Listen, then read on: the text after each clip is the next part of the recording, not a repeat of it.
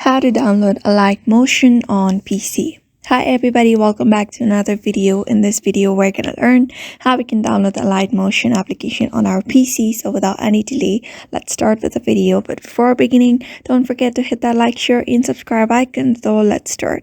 So in order to download the Alight Motion on our PC, there are certain ways you can do so.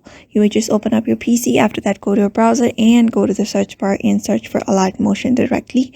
You may just type in Alight Motion onto your Google search. After that, you'll find a bunch of options on your screen.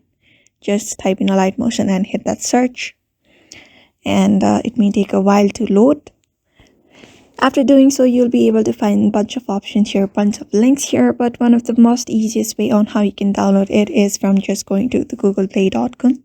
Just tap on Google Play. You'll be able to find Alight Motion here. Just tap on install, and that particular application should be installed on your device very easily.